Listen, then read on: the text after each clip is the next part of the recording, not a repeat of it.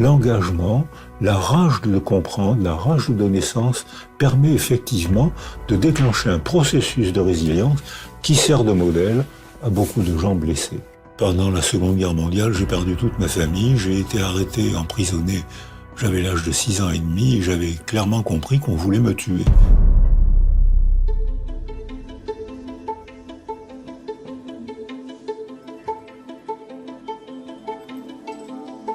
Il y a beaucoup de gens qui apprécient ton travail, qui connaissent pas cette partie de ton histoire. À quel moment en fait tu réalises que ton histoire va changer?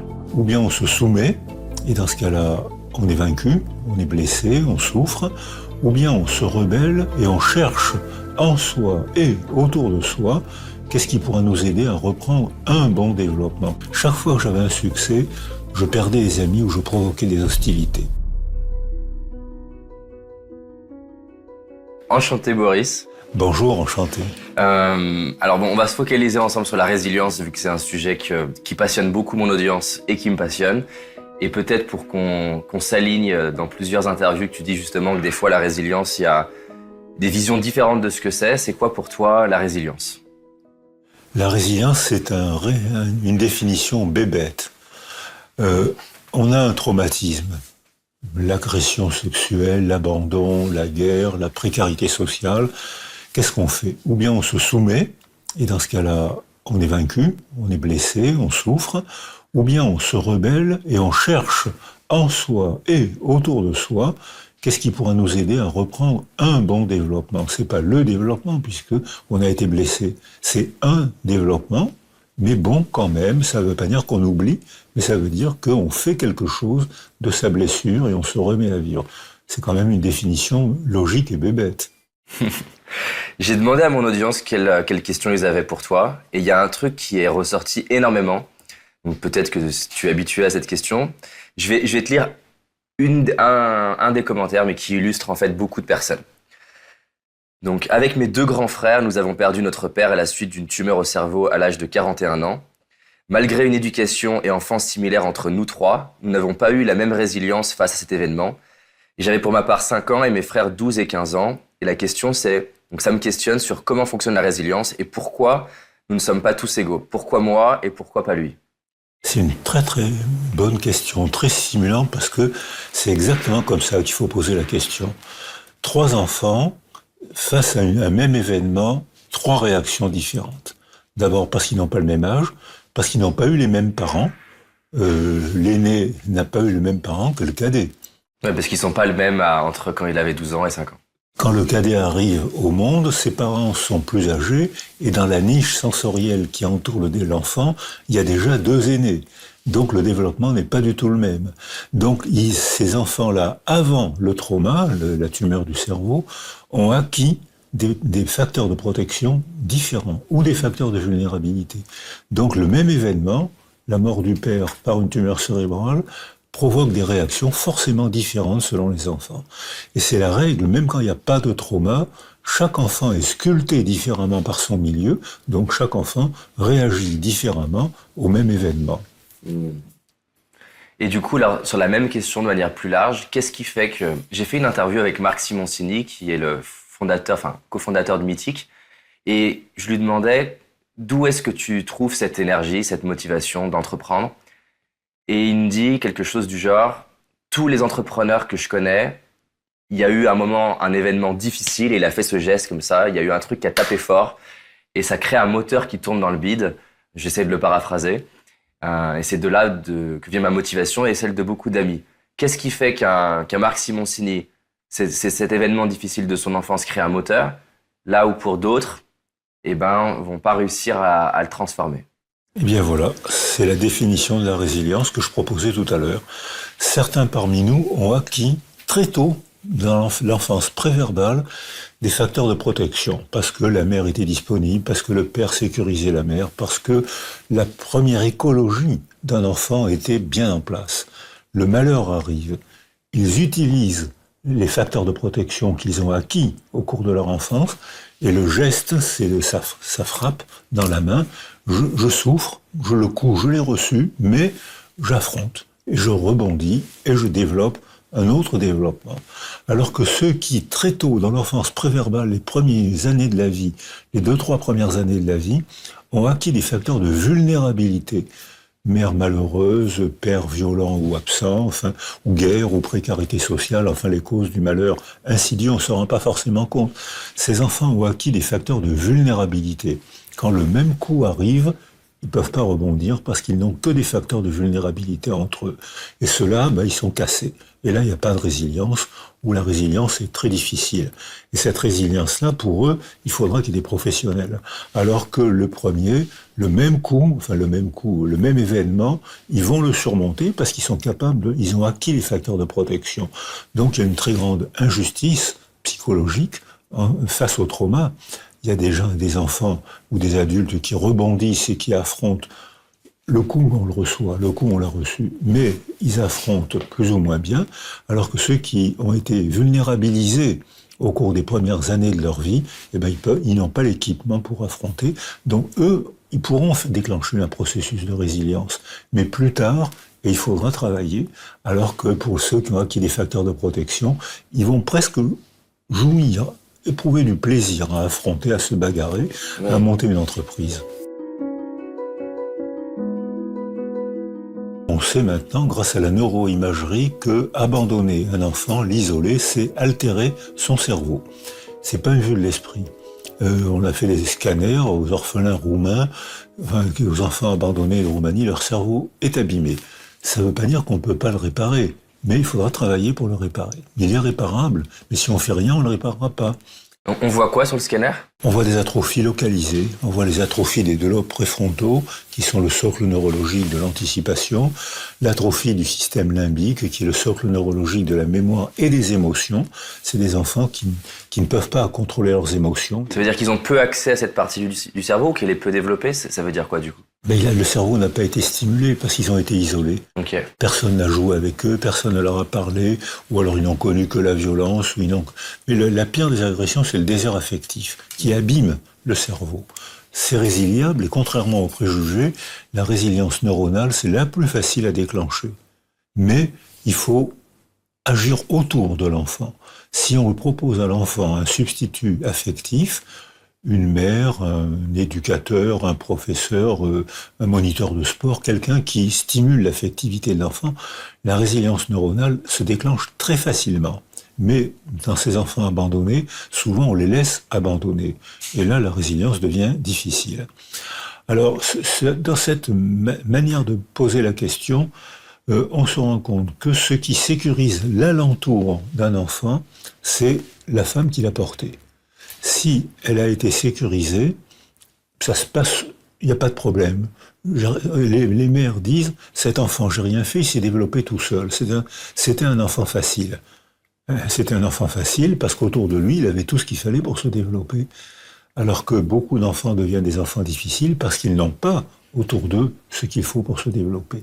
Il n'y a pas la sécurité affective qui est la base de la résilience, sécurité affective. Mais la sécurité affective s'imprègne dans un enfant si autour de lui, la mère, le père, le substitut, le père, on ne sait plus très bien ce que c'est aujourd'hui, mais il y a... Qu'est-ce que tu veux dire par là ? Qu'est-ce que c'est qu'un père ? Il y a des cultures qui considèrent que l'amant, c'est pas le père. Nous, en Occident, on pense que le père, c'est celui qui a planté l'enfant dans Madame. Il y a beaucoup de cultures qui considèrent que c'est l'amant, c'est pas le père.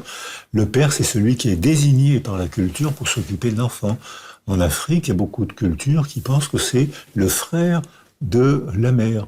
Celui que nous, on appellerait l'oncle maternel. Il est désigné par la culture pour s'occuper de l'enfant, s'y attacher et en être responsable. C'est le père. Ça n'a rien à voir avec l'amant.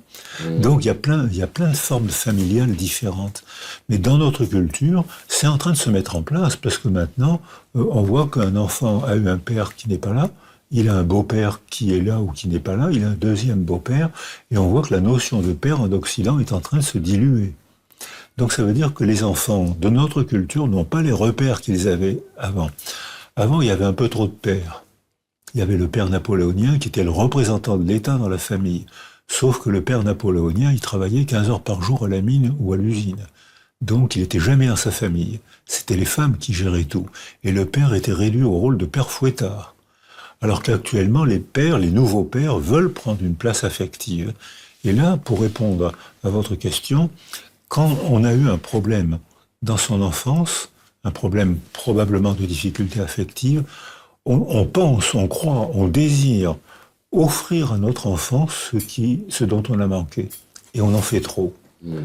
Et en faisant trop, on entoure les enfants qui se sentent un peu dans une prison affective. Et le bon rythme, c'est d'être là, parce que sinon l'enfant se développe pas, et de temps en temps, de prendre un peu de distance. Moi ton père, je suis à ta disposition, mais attention, j'ai une personnalité, j'ai aussi une aventure à faire, donc de temps en temps je m'absenterai, mais j'aurai planté dans ton esprit la confiance en toi, et tu supporteras mon absence, mon départ. Et quand je reviendrai, il y aura un rebond d'attachement. Je serai content de te revoir, toi mon père, je serai content de te revoir. Donc il y a un souffle, un rythme à trouver entre je suis là, mais de temps en temps je me reprends, je suis pas là, mais je reviendrai. N'aie pas peur, j'ai confiance, et confiance, je reviendrai. Et ce rythme-là, les pères qui surinvestissent leur fonction de père, souvent n'ont pas ce rythme. Le père n'a pas pour fonction de se sacrifier. C'est aussi une personne, et là, les enfants sont rassurés par une image paternelle qui devient une personne. Mon père a une aventure, c'est mon père, il me sécurise, c'est un modèle pour moi, un modèle de développement, mais il a son aventure, loin de moi. Donc si on fait un autre projet pour soi, l'enfant, il a son père présent, je suis content de te voir, tu me rassures, et son père absent. Un père et même une mère doivent être absents de temps en temps pour que l'enfant apprenne à supporter l'absence. Ça muscle l'enfant d'apprendre à supporter l'absence. Mais il faut pas abandonner l'enfant, il faut lui dire « je reviendrai, je suis là ». Et donc il faut que l'enfant soit sécurisé, et à ce moment-là, moi ton père, je m'autorise à avoir mon aventure. Mais je t'en ferai partie, je t'en ferai part, je te raconterai ce qui m'est arrivé, et ça te servira de modèle de développement. Et on voit qu'il y a des pères, les pères enseignants, les pères sportifs par exemple, sont de très bonnes images pour les enfants. Actuellement, les enfants d'enseignants sont ceux qui se développent le mieux. Parce qu'ils ont un père présent, puis pendant les vacances, ils partent ensemble, ils partagent, puis le père est absent parce qu'il a un travail à faire. L'enfant imagine le travail de son père, le rythme, la respiration est en place. Il est là, de temps en temps il n'est pas là, mais il reviendra. Alors qu'un père pas là, c'est la catastrophe, un père absent, c'est la catastrophe, et un père tout le temps là, c'est pas mieux. Une question, je ne sais pas si tu as des recherches sur ce sujet-là, ou une explication. Il y a un schéma assez récurrent pour les hommes entrepreneurs, c'est d'avoir quelque chose à prouver au père. Et je le retrouve au moins chez 80% des entrepreneurs hommes que j'interviewe ou j'accompagne. Et ça me concerne aussi. Alors que ce soit conscient ou pas. Mais en tout cas, il y a quelque chose autour de je veux montrer à mon père qu'il avait tort, ou je veux lui prouver que je suis à la hauteur, ou je veux le battre dans le sens aller au-dessus de lui.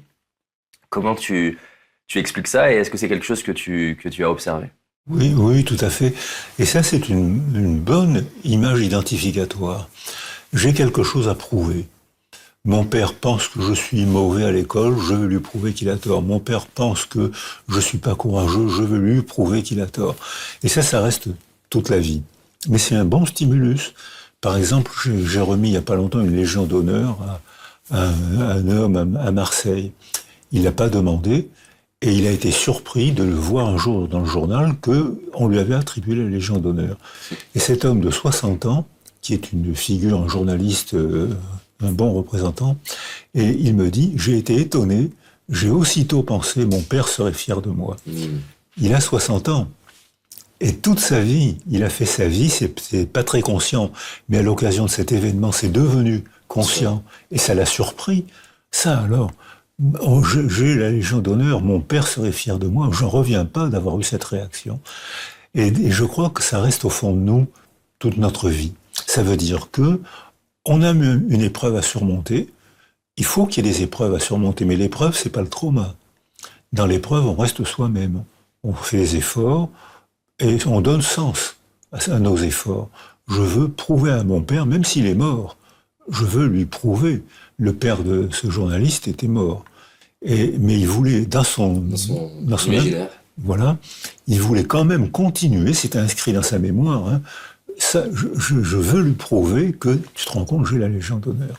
C'est-à-dire que c'était une trace qui était restée dans sa mémoire.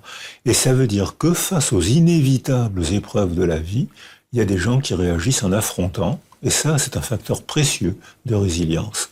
Et d'autres, au contraire, je reprends le raisonnement de tout à l'heure, d'autres, au contraire, qui, ayant été vulnérabilisés quand ils étaient bébés, avant l'apparition de la parole, dans les premières années, ont acquis des facteurs de vulnérabilité, et quand les inévitables épreuves de la vie arrivent, eh ben, ils ne peuvent pas affronter, c'est faisable, mais pas la même méthode. Il faudra, là, les entourer, les soutenir, il faudra travailler verbalement pour faire venir en conscience ceux qui ne peuvent pas affronter parce qu'ils ont été vulnérabilisés par leurs premiers 1000 jours. J'ai eu un très bel échange il y a peut-être 6 ans avec Guy Corneau, je ne sais pas si... et il a dit cette phrase, il dit on s'intéresse pas à la psychologie ou on ne devient pas psychiatre par hasard. Il y a un élément de notre histoire qui nous amène à nous intéresser à ça. Qu'est-ce qui a fait que tu t'es intéressé à la psychiatrie ? Alors j'ai beaucoup d'estime pour ce Québécois, Guy Corneau, qui a été un des premiers à montrer l'importance du père d'ailleurs. Il a raison. Je pense comme lui que la motivation à la psychologie, c'est une blessure, ou en tout cas une sensibilité. Et je crois que c'est une bonne motivation. Il faut que je comprenne ce qui m'arrive de façon à pouvoir l'affronter et le surmonter. Donc c'est une bonne motivation. Et effectivement, la plupart des psychiatres trouvent dans leur histoire la raison de ce curieux métier. Pour ma part, c'est mon enfance qui m'a motivé. Pendant la Seconde Guerre mondiale, j'ai perdu toute ma famille, j'ai été arrêté, emprisonné. J'avais l'âge de 6 ans et demi et j'avais clairement compris qu'on voulait me tuer. C'était dit autour de moi. Alors peut-être prenons le temps parce que j'ai pu lire cet élément de ton histoire. Il y a beaucoup de gens qui apprécient ton travail, qui connaissent pas cette partie de ton histoire. Moi, je l'ai découvert en fait plus en préparant notre interview, alors que j'avais regardé des choses sur toi, sur la partie la prière, la reliance à Dieu. J'avais adoré un échange que j'avais vu à la télé, il me semble, où justement tu parlais du fait qu'on peut pas réellement prouver l'existence de Dieu, mais par contre on peut prouver le fait que prier a des vertus. Et je sais que mon audience aime vraiment beaucoup les moments d'histoire et comment on a traversé ça. Si on prenait plus le temps de la raconter, si tu veux bien. La guerre, pour toi, ça démarre. À quel moment, en fait, tu réalises que ton histoire va changer ? Alors, je suis né en 1937. Ok. C'était pas une bonne année pour les Juifs. Parce que, en 1939, mon père s'est engagé dans la Légion étrangère. Il a été blessé à Soissons. Et il a été arrêté sur son lit d'hôpital par la police française. La police du pays pour lequel il combattait est venue l'arrêter sur son lit d'hôpital et le déporter à Auschwitz où il est mort. Ma mère s'est retrouvée seule. Elle a été arrêtée en 42 ou 43 et donc j'ai été placé à l'assistance publique et j'ai été arrêté chez une dame qui me cachait. J'ai été arrêté en 44 et j'ai compris que c'était pour me tuer. C'était pas compliqué à comprendre, c'était dit. Tout le monde en parlait, tout le monde disait dis que tu es en bonne santé, sinon on va te tuer. Non, au contraire, dis que tu es malade. Donc j'entendais les adultes parler autour de moi, j'avais compris que c'était pour nous tuer. Et j'avais compris qu'on allait me tuer. Donc je me suis dit, il faut absolument que je sorte de ce gouffre. Par miracle, c'était rocambolesque, j'ai réussi à m'évader. D'accord. On m'a dit, à partir de maintenant, tu ne sors plus, parce que sinon on pourrait te dénoncer. Donc je me suis dit, j'ai donc commis un crime sans faire exprès. J'ai donc commis un crime, puisqu'on veut me tuer, on veut m'arrêter, je vais être dénoncé. Et on m'a dit, et surtout, tu t'appelles Jean Laborde, et si tu dis ton nom, tu mourras, et ceux qui t'aiment mourront à cause de toi. Donc j'ai aussitôt pensé que si mes parents étaient morts, c'était à cause de moi. Parce que à ce moment-là, on t'explique que tes parents sont morts. Non, personne ne me l'a expliqué. Mes parents sont pas morts, ils sont disparus. D'accord. Et j'ai mis très longtemps à avoir un certificat de disparition. Plusieurs années, donc, je ne touchais pas de bourse. J'étais d'une pauvreté incroyable. C'était pas le tiers-monde, c'était le quart-monde. Jean Laborde, c'était le nom qui m'a caché, mais c'était pas mon nom. Et quand la libération est arrivée, j'ai été fier de reprendre mon nom pour m'inscrire dans la lignée de mes parents, parce que sinon j'aurais eu l'impression de les trahir. Donc il a fallu que je reprenne mon nom, qui pendant la guerre était un nom qui condamnait à mort, et j'ai voulu le reprendre pour affronter, et pour dire voilà, c'est mon nom, je m'inscris dans cette lignée, et je ferai ma vie avec ce nom. Et après-guerre, ton rapport à l'être humain, il est comment en fait? Comment on vit à cet âge-là après avoir vécu ça? Alors, on vit bien selon la structure du milieu. Je n'ai jamais eu de haine pour les Allemands, parce que pendant la guerre, les Allemands étaient des hommes. Et j'étais à Castillon-la-Bataille au moment de la libération, c'est près de Bordeaux. Et avant que le régiment allemand soit attaqué par les FTP et les FFI associés, les résistants associés pour une fois, et le capitaine allemand a volontairement capitulé pour économiser des vies d'Allemands, parce qu'il disait, de toute façon, la guerre est perdue, et tous ces morts seront morts pour rien. Donc je préfère capituler. Et je me rappelle une phrase qu'il prononçait, parce qu'il parlait un peu le français, et il disait « Ah, la guerre, plein le cul, la guerre ». Donc, dès que ces Allemands ont capitulé, ils étaient pas rasés, ils étaient débraillés, alors qu'avant c'était les soldats impressionnants. Dès qu'ils ont capitulé, ils sont devenus prisonniers de guerre, ils sont redevenus de gentils humains dans les jours qui ont suivi. Et j'avais 7 ans, c'était la libération, et je me suis dit, donc, le rôle social est beaucoup plus important que ce qu'on croit. Ces hommes qui se prenaient pour des surhommes et qui tuaient, qui étaient dangereux, dès qu'ils ont été vaincus, sont redevenus des hommes. Et ça a été, pour moi, une information majeure. Je me suis dit, mais donc, méfions-nous des apparences. Derrière les apparences, il y a des vrais êtres humains, il faut les découvrir. Donc, c'est la psychologie, la psychiatrie qui peut permettre de comprendre ça. Et dans mon esprit d'enfant, je pensais, à l'âge de 11 ans, j'ai décidé de devenir psychiatre, alors que c'était pas une valeur de la culture d'après-guerre. Hein. Et le métier existait. Le métier, non, c'était, on les appelait les médecins des hôpitaux. Ils n'étaient pas psychiatres souvent. On les appelait, c'était des asiles, c'était pas des hôpitaux. On pensait que la folie n'était pas soignable. Donc on abandonnait les gens, et puisqu'ils étaient abandonnés, effectivement, ils n'étaient pas soignés. Donc la psychiatrie a eu du mal à naître. Hein. Je pense qu'encore aujourd'hui, elle n'est pas encore vraiment née. Mais parce que c'est une discipline passionnante et pas facile, elle englobe tellement de problèmes. Donc dans mon enfance, j'ai été convaincu, j'ai eu le désir de comprendre pour maîtriser l'agresseur. L'agresseur, c'était le nazisme. Et je me suis dit, si on arrive à comprendre pourquoi ces hommes gentils sont devenus des criminels, on pourra empêcher les guerres. C'était un raisonnement d'enfant. Ça, c'est la question un peu. La mission initiale, c'est d'essayer la question auquel tu essayes de répondre à ce moment-là, c'est pourquoi quelqu'un qui peut sembler, en tout cas, sain dans sa vie, d'un coup se transforme et se met à tuer des gens. C'est exactement ça. Pourquoi un homme normal peut-il éprouver le désir d'obéir et d'être fier de tuer des innocents? C'est ce qui s'est passé. La culture allemande était une belle culture germanique. Et c'est chez eux qu'est arrivée une des plus grandes tragédies, parce qu'il y a eu 30 millions de morts pour une idée incroyablement stupide. Le racisme, c'était incroyable. Donc, et ce malheur de mon enfance a donné sens à toute ma vie. Je lisais, je rencontrais, je réfléchissais, même aller au cinéma, je voulais comprendre, bavarder avec les gens, je voulais comprendre. J'ai réussi à transformer ce malheur réel en sens de ma vie. Il faut que je comprenne, il faut que je fasse des études. Et c'était pas facile de faire des études après-guerre parce que d'abord je touchais pas de bourse. Parce que, comme je vous l'ai dit, mes parents n'étaient pas morts, ils étaient disparus, donc j'avais pas de certificat de décès.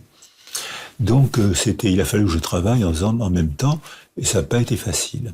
Mais c'était possible.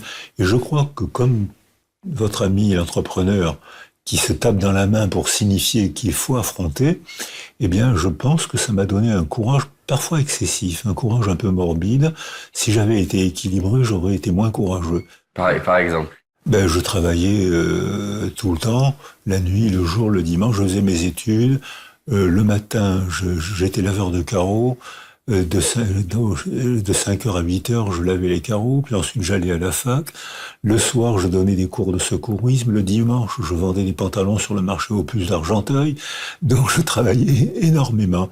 Mais c'était pas une souffrance. Je travaillais énormément parce que j'avais un sens. J'avais un but. Comme Viktor Frankl, que vous avez cité tout à l'heure. Ouais. Donc j'avais un but, et ça donnait un sens à ma vie. Et ce but fait que je souffrais pas. Même quand c'était difficile, je souffrais pas, parce que le sens qu'on donne aux choses métamorphose la manière dont on les ressent. Si ça n'avait pas eu de sens, j'aurais souffert. Comme ça avait un sens, eh ben, je me levais tôt, je dormais peu, je travaillais beaucoup, je souffrais pas. Alors, il y a plusieurs questions là par rapport à ça.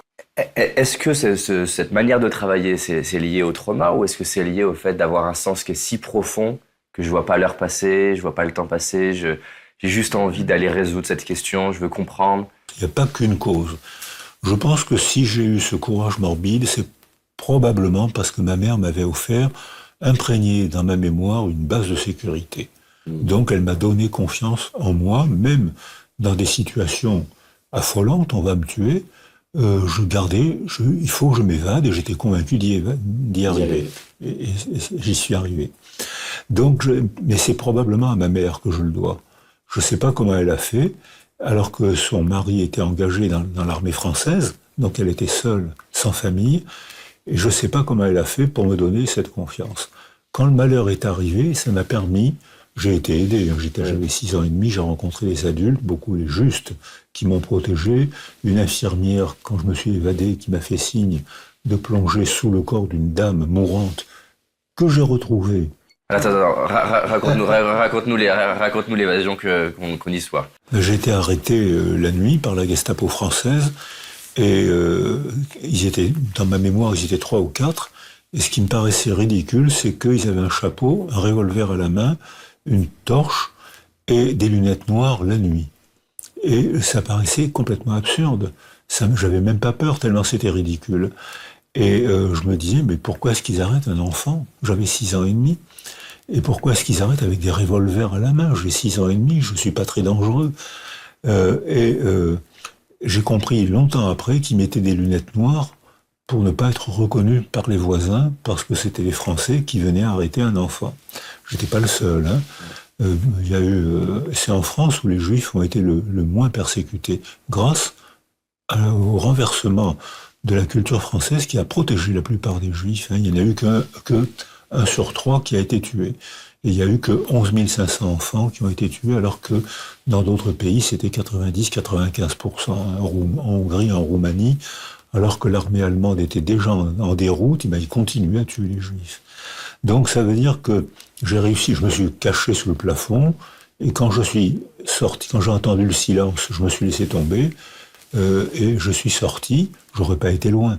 Et une infirmière m'a vu, Madame Descoubès, que j'ai rencontrée, que j'ai revue, elle m'a fait signe, j'ai plongé sous le corps d'une dame qui avait reçu des coups de crosse et qui était en train de mourir, elle était éventrée, et elle était en train de mourir, et j'ai plongé sous elle, et là, j'ai longtemps cru que c'était une ambulance, et la camionnette réquisitionnée par les Allemands est partie, et sur les 1700 Juifs arrêtés, il y a eu 2 survivants, cette dame qui a été opérée et moi qui étais caché sous elle. Donc, et j'ai retrouvé les enfants, j'ai eu des relations amicales avec son fils, et j'ai retrouvé tous les témoins de mon évasion, parce que quand je racontais mon évasion, les gens éclataient de rire, tellement c'était invraisemblable. Et si au cours de mon premier livre, je suis passé à la télévision, et une dame a téléphoné en disant « Est-ce que ça serait pas le petit Boris que j'ai aidé à s'évader ?» Et j'ai retrouvé tous les témoins de mon évasion à ce moment-là. Sinon, peut-être j'aurais continué à me taire jusqu'à la fin de ma vie. Donc, et puis ensuite, la culture nous a fait taire, mais ça m'a donné... Attends, la culture nous a fait taire, c'est-à-dire? La France, le déni. Les Français, dans les années d'après-guerre, avait pas beaucoup de raisons d'être fière. Hein. L'armée française était partie. Ça. Okay. Elle était partie en courant. Et puis surtout, le gouvernement français avait collaboré avec le nazisme. Donc la France n'avait pas beaucoup de raisons d'être fière. Donc après la libération, De Gaulle, qui psychologiquement n'était pas un manchot, a mis la lumière sur les résistants. Il y en a eu 220 000 sur un peuple de 40 millions d'habitants. Les autres auraient bien simplement voulu qu'on leur foute la paix. Donc la culture a mis l'accent, il y a eu des films, des romans, des témoignages qu'il fallait faire. Et mon souvenir, c'était une gaieté extraordinaire. Les gens s'embrassaient, dansaient dans la rue. Il y avait des cafés, sortaient la table, mettaient les tables dans les carrefours. Donc il n'y avait pas beaucoup de voitures. Hein. On jouait au football dans la rue à Paris. Et il y avait pas, et les gens dansaient dans les carrefours. Il y avait une gaieté extraordinaire. Il y avait une pauvre. Tu parles à la Libération, tu parles quand? La Libération. Ouais. Il y avait, les gens étaient très pauvres. Hein, la France était ruinée. Et pourtant, il y avait une gaieté incroyable. La CGT faisait des heures supplémentaires gratuites. Ah, ça, c'est pour preuve. La CGT travaillait les heures supplémentaires et samedi, dimanche gratuitement pour réinstaller l'électricité. Donc, demandez à la CGT aujourd'hui de faire des... J'ai vu une image qui est magnifique où je pense que c'est le 14 juillet. Je suis pas sûr exactement de la date. Et on voit les Parisiens qui avaient stocké des bouteilles de vin cachées des Allemands et qui ressortent des bouteilles de vin qu'ils ont cachées et qui du coup s'élèvent dans la rue. Et là, il y a beaucoup de rencontres. Ça met les larmes aux yeux de voir ce moment de communion entre les Français. Alors, à la Libération, les gens faisaient la fête, s'embrassaient. Les gens s'embrassaient dans la rue, tellement ils étaient contents. Et j'ai vu la même chose après la bombe d'Hiroshima. Parce que cette tragédie qui a marqué un virage dans la culture, désormais c'est la technologie qui remporte la guerre et qui marque notre nouvelle culture, c'est la technologie. Quand la bombe a explosé à Hiroshima, ça a été une explosion de joie en France, parce que c'était vraiment la fin de la guerre. Là, j'entendais dire autour de moi, si la guerre continue comme avant, il y aura des millions de morts. Là, il n'y a eu que 200 000 morts en quelques secondes. Pour les jeunes, ça paraît fou, mais dans le contexte d'après-guerre, c'était 4 millions de morts au corps à corps ou presque, alors que là, ce n'était que 200 000 morts en quelques secondes. C'était une bonne affaire. Alors, pour comprendre les choses, il faut bien les contextualiser. Ouais. Ce qui choque les jeunes aujourd'hui, ce qu'on peut comprendre, c'est une mort technique. Donc, et qui a duré les cancers ont continué à se manifester pendant des décennies après. Ouais. Et cette mort technique a été la fin de la guerre. Et pour nous, ça a été une explosion de joie, et les gens s'embrassaient dans la rue, se parlaient gentiment, faisaient la fête, dansaient. Il y avait des gens qui chantaient avec des accordéons, et tout le monde chantait autour d'eux. Donc c'était une fête, mais il y avait en même temps une immense pauvreté, parce que je me souviens, à Porte-Clignancourt à Paris, à la Chapelle, il y avait des bidonvilles. Et les ouvriers sortaient de sous les planches, en chemise blanche et en cravate, pour aller à l'usine. Donc c'était une autre culture. Alors chaque enfant, chaque personne perçoit son monde, qui n'est pas celui du voisin. On n'est pas né au même moment, on ne s'est pas développé de la même manière, on n'a pas eu les mêmes événements dans notre histoire. Notre cerveau est sculpté différemment et notre histoire n'est pas la même puisque on a chacun une famille, un lieu différent. Donc, quand un événement arrive, on ne l'éprouve pas de la même manière. Il y a des gens qui sont gravement blessés et d'autres qui sourient face au même événement. Donc, ça veut dire que c'est difficile de trouver des règles générales pour la résilience. L'exemple de votre... On dit auditeur ? Auditeur, ça marche bien. Alors, l'exemple de votre auditeur qui dit que chaque enfant réagit à sa manière, c'est exactement ça. Et ça commence très tôt. On est constamment façonné par notre milieu. Mais on peut agir sur le milieu qui agit sur nous. On a donc un degré de liberté. On peut modifier ce qui nous arrive. C'est le principe de la résilience. On n'est pas totalement soumis. Même si on est blessé, au moment de la blessure, là, on était enfant, ou on était adulte, ou on était une femme agressé sexuellement ou on était un homme dans la guerre, etc. Les raisons de souffrir ne manquent pas parce que l'OMS pense que dans un pays en paix, 50% des gens connaissent un traumatisme. Donc c'est une souffrance très fréquente. Mais on peut s'en remettre à condition d'agir sur le milieu qui nous façonne. C'est une attitude totalement opposée à celle que j'apprenais quand j'étais étudiant, où on posait les questions, une cause provoque un effet, si celui-là affronte et s'en sort, c'est qu'il est de meilleure qualité que celui-là qui, ayant le même trauma, ne s'en sort pas et reste blessé toute sa vie. Ce raisonnement que je viens de tenir, c'est un raisonnement raciste. Il y aurait parmi nous des gens de meilleure qualité que d'autres. Et nous, on ne tient pas du tout à la résilience, on ne tient pas du tout ce raisonnement. On tient le raisonnement que je vous ai proposé tout à l'heure, celle qui souffre, le coup il le reçoit, mais qui affronte et rebondit, c'est celle qui a acquis une base de sécurité dans les 1000 premiers jours de sa vie. Et à ce moment-là, ensuite c'est à lui, c'est à elle d'affronter, ce que font beaucoup de gens d'ailleurs. Ils n'ont pas besoin de professionnels pour les aider. En revanche, ceux qui ont acquis des bases de vulnérabilité, ceux-là auront besoin de professionnels. Alors, chacun d'entre nous, on réagit différemment. Mais on a un degré de liberté. C'est-à-dire qu'on peut très bien écrire un livre, s'engager dans une association, on peut très bien se servir de la blessure pour en faire le sens de notre vie. Comme je l'ai fait, ou comme l'a fait Viktor Frankl, qui est un psychiatre viennois qu'il faut lire, que je lis beaucoup. Et c'est vrai pour beaucoup d'entrepreneurs.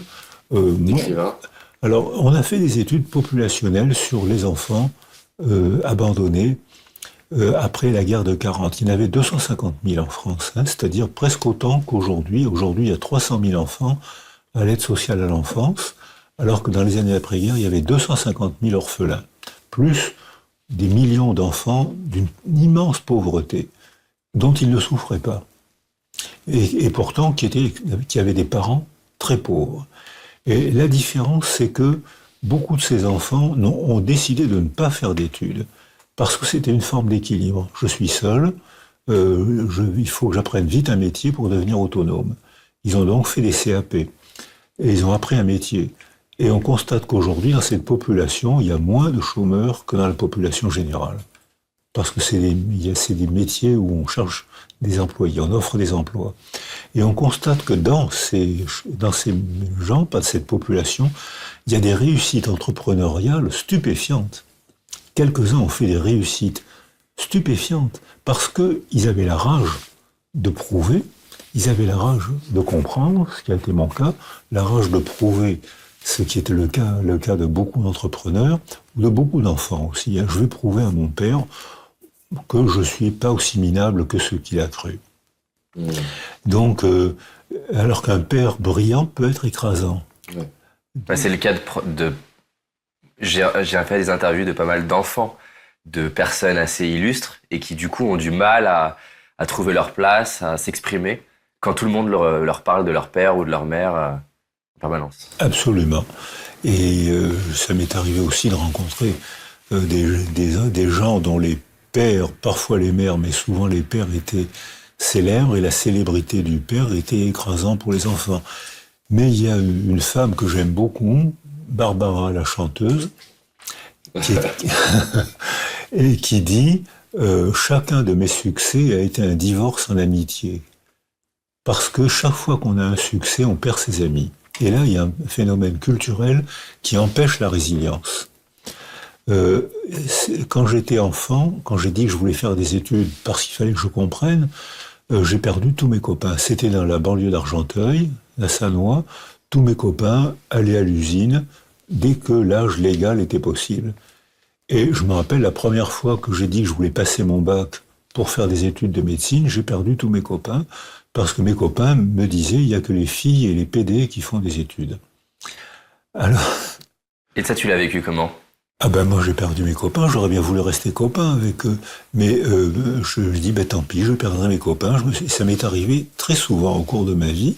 Chaque fois que j'avais un succès, je perdais des amis ou je provoquais des hostilités. Et on voit que beaucoup d'enfants d'immigrants ont ce problème.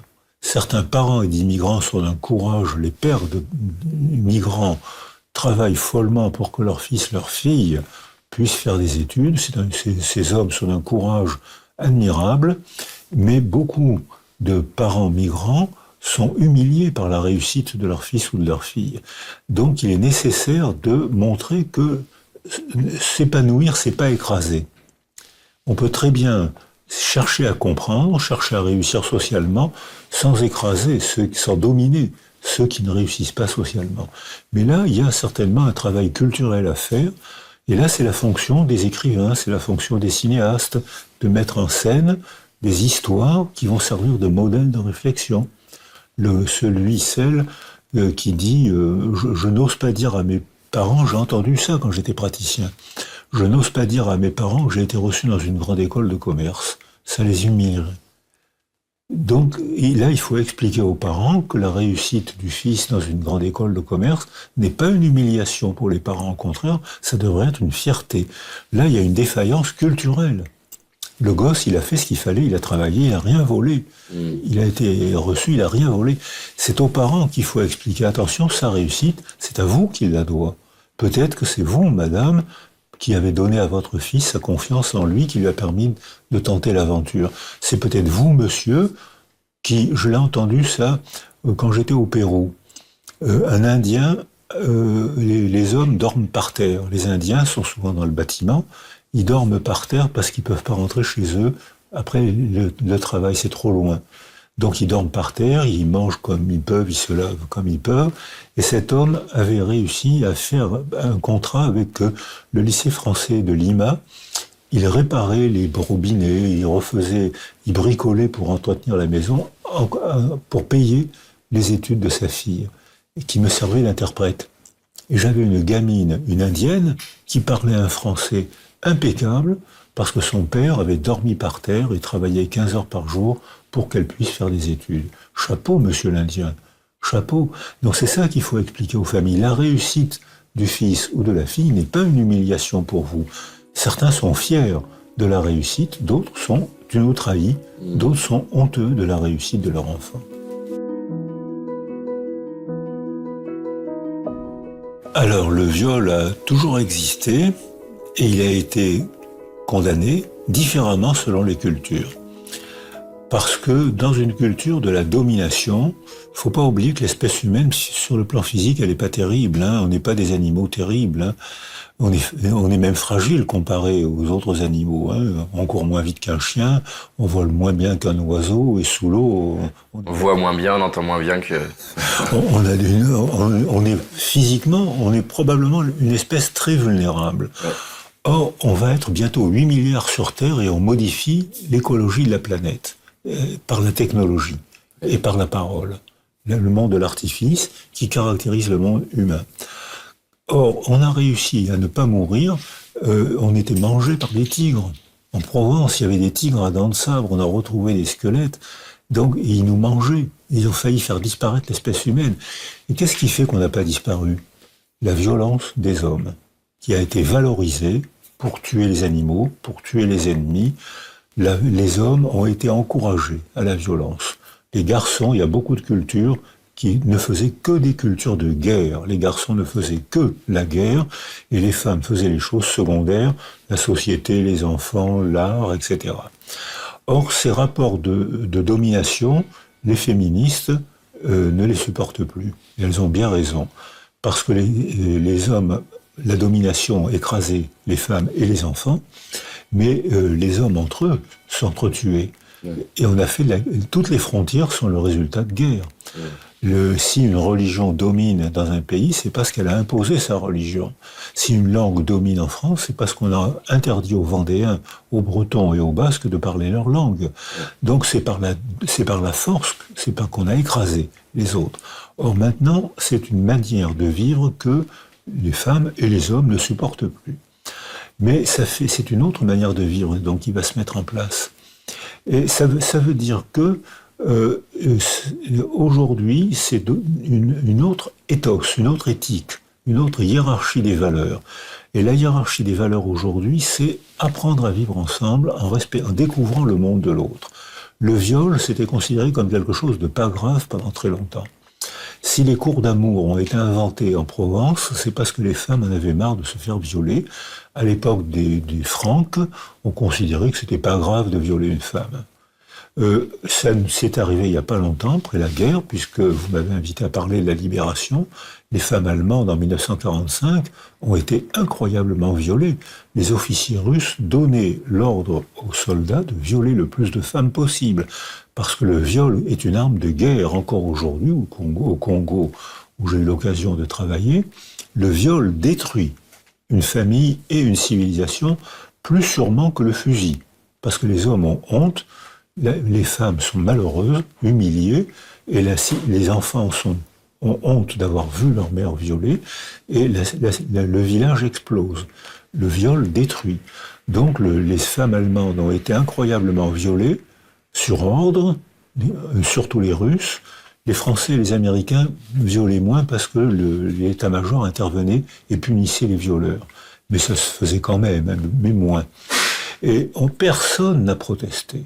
Ces femmes appartenaient au pays qui avait provoqué 30 millions de morts, ou 50 millions de morts, alors franchement, le viol, c'est pas grand-chose. C'est des raisonnements que j'ai entendus. Donc actuellement, où on considère que l'autre est une personne, que ce soit un enfant de pauvre, un enfant abandonné, une femme, on ne peut pas tout se permettre. Donc c'est une éthique de la relation que notre culture est en train de développer, j'espère. J'espère. En France, ça se développe pas mal, mais il y a des pays où ça se développe pas du tout. Il y a des pays. Or, donc, le viol est pensé différemment, selon le contexte culturel. Alors, comment faire quand ça arrive à une femme plus qu'à un homme? Ça arrive aux hommes, mais même l'inceste, par exemple, c'est une majorité d'hommes, mais il y a des femmes aussi qui pratiquent l'inceste sans aucun sentiment de crime. Mais c'est tellement impensable qu'on n'y pense pas, on ne peut pas y penser. Une maman, mais vous n'y pensez pas. Eh bien, si ça existe. Les hommes sont majoritaires dans la violence, mais ça existe. Comment faire? J'ai été invité par des associations de femmes qui se regroupent pour s'entraider. Elles savent de quoi elles parlent entre elles. Les autres comprennent mal. Mais c'est pas grave. Il y a beaucoup d'hommes qui disent ça aux femmes. Mais c'est pas grave. C'est grave. Bien sûr, c'est une humiliation, c'est une dépersonnalisation, donc c'est grave. Les femmes se regroupent entre elles et elles se donnent il y a une solidarité affective, elles se soutiennent, elles se donnent des conseils, elles agissent sur la culture, avec des romans, avec des films, avec des témoignages, et du coup, ça modifie la manière de penser de tout le monde, et théoriquement, je pense que il devrait y avoir moins de viols. C'est pas du tout ce qu'on constate. Il y a de plus en plus de viols actuellement. En Occident?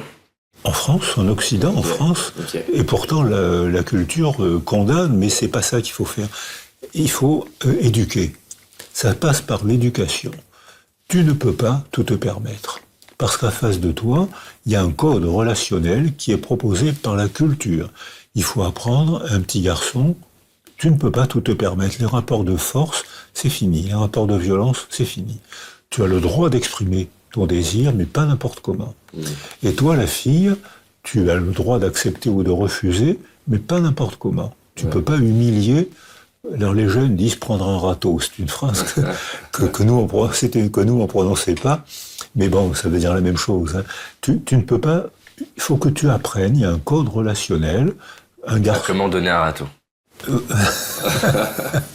Comment décourager un gars ou comment l'encourager, comment demander sans vulgarité ni violence, ça s'apprend, c'est la culture qui doit l'apprendre très tôt, les chansonnettes, les contes, les explications, les films, les commentaires de films, il faut aller au cinéma et en parler ensuite, et là il y a tout un mode éducatif qui permettra peut-être d'apprendre à établir des relations sexuelles plus humaines.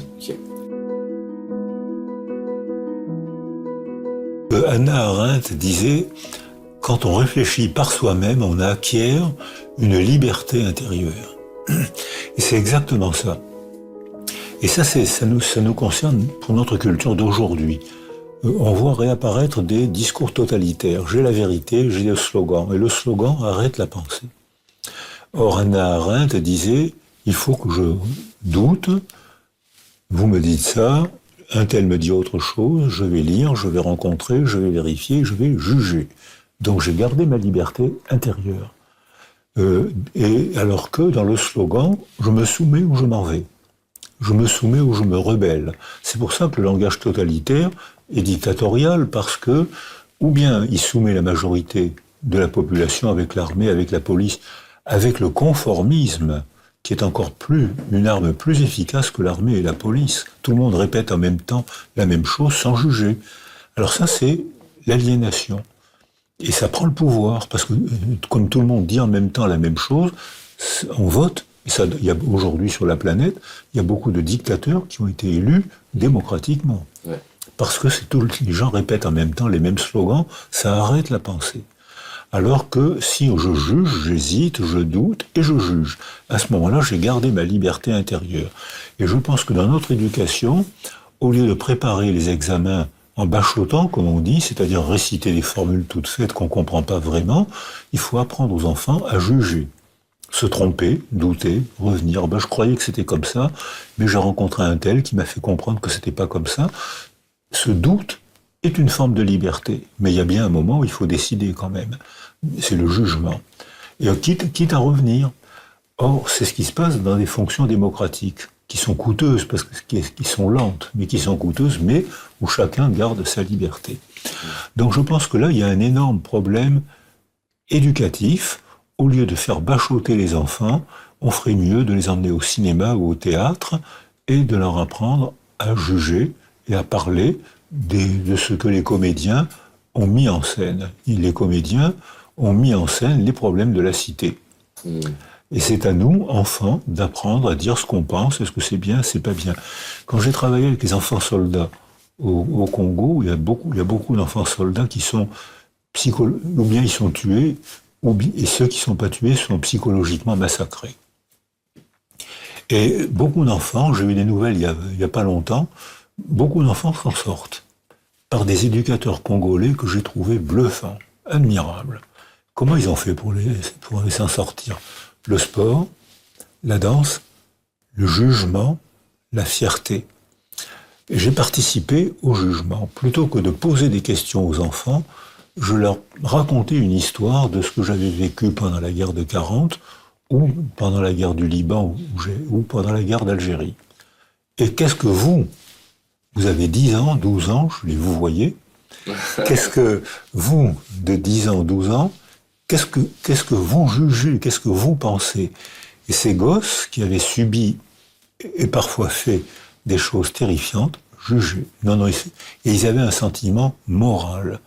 Et moi, je leur disais, merci, vous m'avez fait comprendre que le gouvernement aurait dû faire ça, que le groupe aurait dû faire autrement. Et ces enfants étaient fiers d'avoir eu un jugement moral. Et les éducateurs qui étaient autoritaires, mais n'étaient jamais écrasants, m'ont envoyé des nouvelles il n'y a pas longtemps. La plupart de ces gosses s'en sont sortis. Ils ont déclenché un processus de résilience. Alors, ils s'en sont sortis par les métiers, par le sport. Ça, en Afrique, hein, si vous parlez football, vous n'aurez que des amis. Hein. Donc j'ai joué au foot avec eux, mais c'est moi qui étais humilié tellement ils étaient rapides. mais ça fait rien. J'étais avec une journaliste qui dansait danse katangaise avec eux. Les gosses étaient ravis. Donc on partageait des choses entre êtres humains et non plus celui qui sait qui écrase celui qui sait pas. Je leur disais, vous avez 12 ans, je vous demande pas, je demandais pas de questions. Voilà ce qui m'est arrivé, qu'est-ce que vous en pensez? Et ces enfants ont fait des progrès énormes. J'en ai rencontré quelques-uns, il y en a un qui est à New York actuellement. Je vais dire son nom parce qu'il a fait un livre, Ishmael Béa. Donc il a révélé ça, son enfance. Hein. Il l'a rendu public. J'ai eu l'occasion de côtoyer ce gosse qui a une enfance terrifiante. Moi, à côté, c'est rien, hein, comparé à ce que lui a subi. J'ai vu un jeune homme impeccable. C'est-à-dire qu'il était étudiant, il était gentil, il était affirmé. C'était pas un soumis, c'était pas un tyran. Il prenait sa place. Et j'ai beaucoup admiré son évolution. Ça s'est pas fait tout seul, hein. Probablement, je reprends le même raisonnement que tout à l'heure, probablement sa mère lui a donné confiance en lui. Il a eu la chance et le talent d'être adopté par un couple de New-Yorkais. Il a fait des efforts, il a travaillé, c'est devenu un homme admirable. Voilà un exemple de résilience. Avant le trauma, comment est-ce que vous avez été sculpté? Par votre mère, puisqu'on est tous nés d'une femme, par votre mère, dans votre enfance préverbale, par votre père, la qualité ou les souffrances de votre père vous ont sculpté, ça vous a transmis quelque chose. Et comment est-ce que vous êtes arrivé au moment du trauma? Et parce que la sculpture antérieure, avec l'acquisition des facteurs de protection ou de vulnérabilité, fait que vous allez éprouver l'événement traumatisant d'une manière très différente. Il y a des gens fracassés et d'autres souriants dans la même situation. Pourquoi est-ce que on se remet plus facilement d'un traumatisme naturel que d'un traumatisme culturel? J'ai eu l'occasion, dans le midi de la France, il y a beaucoup d'inondations. Après les inondations qui ont ruiné des gens, qui ont tué des gens, qui ont ruiné des gens, il y a eu une solidarité dans ces villages provençaux où les gens ont été fiers d'eux. Ils ont été entourés. Viens loger chez moi. Tiens, je te donne à manger. Installe-toi là. Tu partiras quand tu auras un nouveau logement.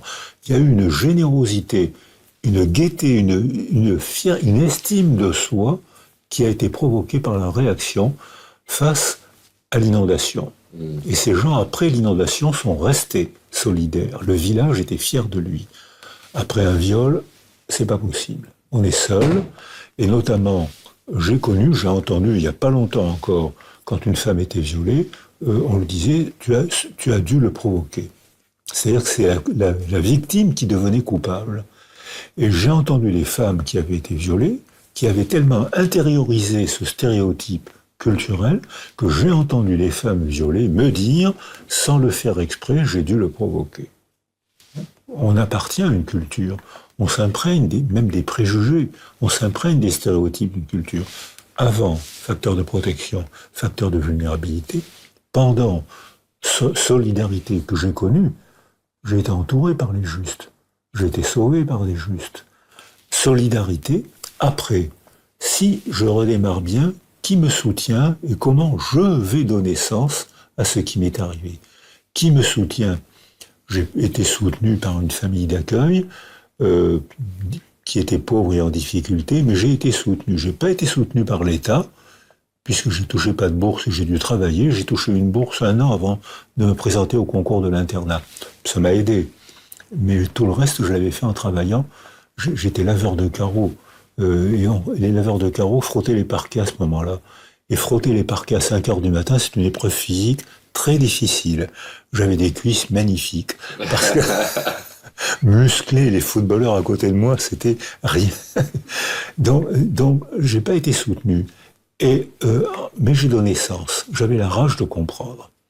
Donc je m'engageais dans des associations, dans des rencontres, dans des discussions. Je m'engageais comme je le fais encore aujourd'hui. Ça provoquait beaucoup d'estime. Beaucoup de gens me surestimaient. Hein. Donc ça provoquait aussi parfois de l'hostilité. Les deux. Les deux.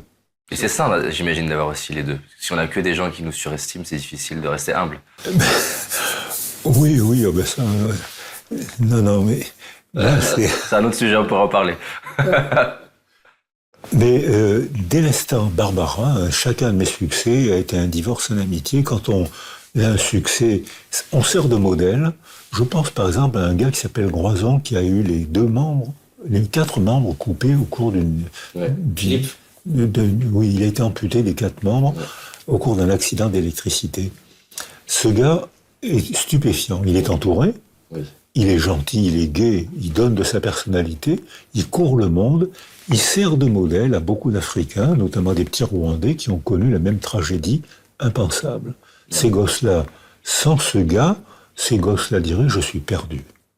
Et d'ailleurs, quand j'en ai parlé la première fois à un journaliste, le journaliste m'a agressé en disant « Alors vous dites que c'est rien d'avoir les 4 membres coupés ». Non, c'est pas ce que j'ai dit. Mais c'est pas ce que j'ai dit. J'ai jamais dit ça. J'ai dit c'est une immense tragédie. Et pourtant, Groison sert de modèle à des tas d'enfants parce que c'est pas, ça arrive hein, dans les pays en guerre, ça arrive. Au Rwanda, au cours du génocide rwandais, c'est arrivé.